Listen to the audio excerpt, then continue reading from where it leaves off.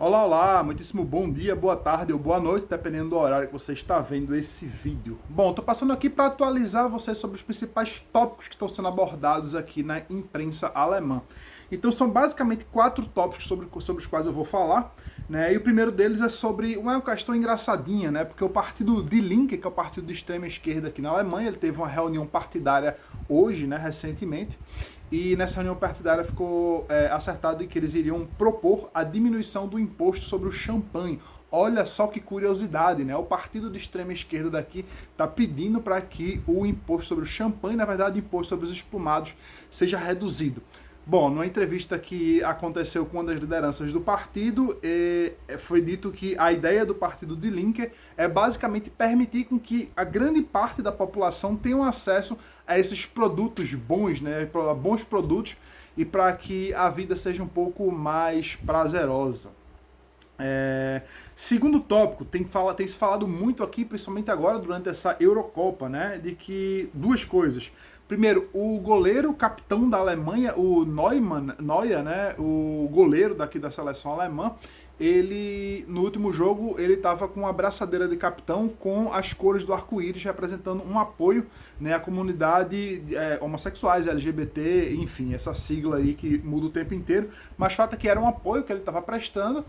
E a UEFA, né, a comissão daqui, a Associação de Futebol daqui da Europa, ela abriu uma investigação para saber se aquilo era apropriado ou não, porque existe uma tentativa de impedir que haja manifestações políticas durante os jogos, né, para não transformar o futebol em algo político. Bom, mas de qualquer forma, a Allianz Arena daqui da Alemanha disse que vai colocar durante o jogo contra a Hungria, né, vai colocar as cores do arco-íris também no estádio, porque o estádio tem uma tecnologia diferente, ele pode mudar a cor toda dele, né, o estádio do Bayern de Munique, e vai ser no jogo contra a Hungria, porque recentemente o Viktor Orbán, o presidente proto-ditador, como é chamado por aqui, da Hungria, eles conseguiram aprovar uma lei impedindo qualquer tipo de informação sobre homossexualidade nas escolas da Hungria. Então, como um protesto em relação a isso, eles estão querendo, né, na Allianz Arena, na Arena Allianz daqui do Bayern de Munique, aqui na Alemanha, colocar as cores do arco-íris em demonstração de apoio ao movimento homossexual, ao movimento gay. Bom, como eu falei, abriram uma investigação em relação à questão do Neuer. Muita gente acreditava que não iria ser permitido mais ele usar essa braçadeira de capitão específica, mas aí saiu o veredito e a UEFA disse que não, porque isso é por uma boa causa. Então, não pode manifestação política, mas se for por uma boa causa, pode sim, não tem problema. Bom, estranho, querendo ou não, de qualquer forma, vamos para o nosso terceiro tópico.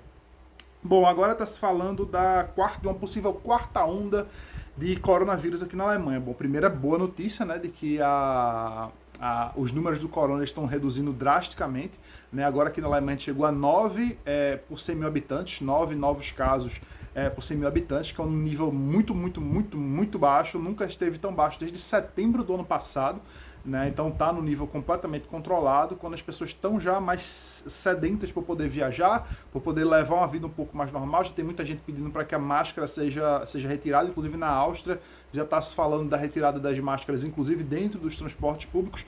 Aqui na Alemanha já se começa a falar dessa quarta onda que pode vir, né? E estão falando dessa variante Delta, né? Variante Delta, para quem não sabe, é a variante indiana, porque agora aqui a mídia, muito por conta do politicamente correto, eles não estão mais mencionando o país de origem, exatamente para não causar constrangimento, para não causar qualquer tipo de preconceito que seja em relação à origem dessas variantes. Então existe a variante brasileira, por exemplo, que é chamada de Gama, né, a Alfa, que é a britânica, a Beta, acho que é da África do Sul. Então a variante Delta, que está assustando muito os europeus, pelo menos assustando muito os alemães, as autoridades alemãs, ela seria mais contagiosa e ela é proveniente da Índia. Então já se fala aí de uma quarta onda que pode se aproximar. E a última notícia, uma notícia um pouco mais longa, um pouco maior e talvez mais importante do que essas outras aqui que eu dei, é a crise política que está acontecendo na Escandinávia, mais especificamente na Suécia, certo? Bom, Suécia aí, país escandinavo, né, índice de desenvolvimento humano altíssimo, renda per capita muito alta, enfim. Teoricamente, até uns anos atrás, um dos maiores paraísos na Terra, um dos países mais desejados aí para as pessoas viverem por conta da qualidade de vida, etc. Bom, pois começa a surgir já uma crise considerável, de proporções consideráveis na Escandinávia, porque aparentemente isso pode ter repercussões no resto da Europa pelo modelo político, pelo parlamentarismo que a gente encontra lá na Suécia.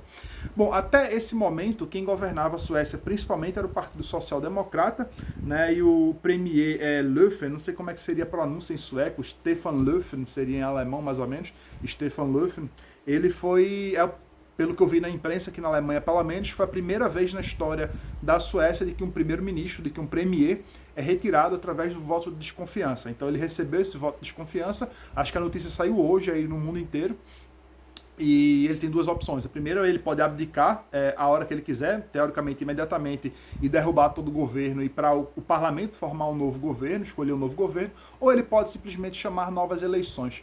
O problema na Suécia, que é um problema que aparentemente começa a acontecer aqui na Alemanha também, é de que é um parlamentarismo que está ficando tão fragmentado que está praticamente deixando impossível a formação de um novo governo. Então, de acordo com as pesquisas eleitorais que a gente vê na Suécia, mesmo que novas eleições fossem chamadas, dificilmente você conseguiria ter a formação de um novo governo. Assim como aconteceu em Israel, assim como pode vir a acontecer aqui na Alemanha. Não esse ano especificamente nas eleições de setembro, mas é possível que aconteça nos próximos anos. Isso já começa a se desenhar em algumas eleições estaduais que a gente teve aqui na Alemanha, como foi o caso recentemente da eleição do estado de Sachsen-Anhalt. Bom, e na Suécia ele foi retirado, né, o Stefan Löfven, ele foi retirado aí pelo voto de desconfiança, inclusive de partidos que o apoiam, né, claro, é previsível isso. E está acontecendo agora na Suécia algo que aqui na Alemanha é absolutamente impensável. Vários partidos mais de centro-direita ou de direita estão se juntando, inclusive partidos que eram completamente excluídos da política nacional sueca, eles estão sendo chamados para votarem juntos em relação a medidas como, por exemplo, questões migratórias, porque a questão migratória na Suécia se tornou um grande problema, né? Desde 2015, principalmente, quando teve a crise dos refugiados, a Suécia foi o país que teve a regra de aceitação de refugiado mais frouxa, foi o país que mais recebeu refugiado em termos per capita, tá? Não em termos absolutos, mas em termos per capita. Foi isso que aconteceu. E, coincidentemente ou não, né, depois que tem essa chegada dos refugiados, essa migração muito solta na Suécia, você começa a ter coisas que não havia antes, sinceramente, né? Você tem briga de gangues, por exemplo, aqui em Berlim teve um recentemente, né, gente sendo bandidos dentro do carro atirando no meio da rua, né? Você tem isso na Suécia, você tem brigas de gangue que estão saindo como coisas muito sanguinárias, né? E muita gente inocente acaba morrendo no meio do caminho também. Então esse problema é um problema muito grande que está acontecendo na Suécia. Então o que está sendo pintado em termos partidários na Suécia é algo que aqui na Alemanha seria impensável. Então, assim, para quem conhece um pouco mais de política alemã, e para quem não conhece, entra lá no meu Telegram, Notícias da Alemanha, tudo junto sem acento, você vai entender um pouco mais, que eu falo bastante disso. Ou então ver minha live aí, um vídeo anterior de uma live que eu fiz sobre explicando a política recente aqui na Alemanha. Seria como se o CDU, que é o partido de Angela Merkel, se juntasse com a FDP, nada de novo, né? Foi uma coalizão que governou a Alemanha por muito tempo, mas que nesse formato eles ainda tivessem que se juntar com a AfD. Aqui na Alemanha, por enquanto, isso é algo absolutamente impensável de acontecer, mas na Suécia vai se desenhando um cenário para que isso venha a acontecer.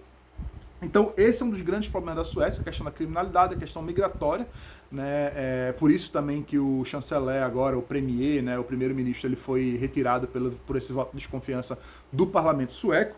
E outro grande problema que vai se desenhando na Suécia é o que aparentemente está acontecendo em boa parte da Europa, que é o problema no mercado imobiliário.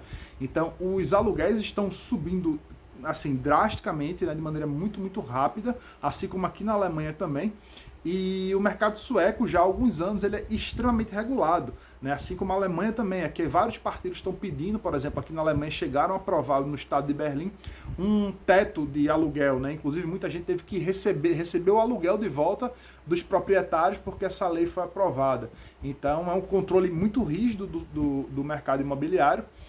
E o que acontece é que ao longo dos anos muito poucos apartamentos foram construídos, né, nesses anos, ou seja, isso é que está ajudando a pressionar muito o preço do aluguel. Então aquela coisa, boas intenções para controlar o mercado imobiliário, para impedir com que as pessoas mais pobres, famílias mais pobres não tenham como arcar com o preço do aluguel. Você congela o preço do aluguel, controla, regulamenta muito fortemente, isso acaba gerando pouca construção de novos imóveis e aí você tem uma pressão muito grande para cima. O que acontece na Suécia, não, é proibido alugar esses apartamentos a partir de determinado valor. Sim, mas aí você tem um surgimento de um mercado negro gigantesco, como acontece lá de fato, assim como acontece aqui na Alemanha também. Então, um dos principais tópicos de boa parte dos países da Europa no futuro vai ser com certeza essa crise de aluguel, essa crise de imóveis, né? Então a gente tem a questão da grande regulamentação nesse mercado, mas outro problema que a gente tem também é que na década de 80, até um pouco antes disso, os grandes especialistas, demógrafos, geógrafos, falavam que a população europeia iria diminuir, né? As pessoas estavam tendo cada vez menos filhos, só que a população não diminuiu, a população cresceu. Então, quando eles diziam lá na década de 80, todos os cientistas diziam que a população iria cair, você não tinha o incentivo das empresas para construírem novos imóveis, né? Você vai diminuir a população, não tem para que construir tantos imóveis. Então, muito pouco foi construído nas últimas décadas e agora, com toda essa regulamentação, agora é que está sendo um pouco construído mesmo. Tá bom? Então, essas são as notícias que eu queria dar para vocês aqui. Né? Espero que tenham gostado, espero que você tenha sido atualizado. Boa noite, boa tarde, bom dia e até amanhã.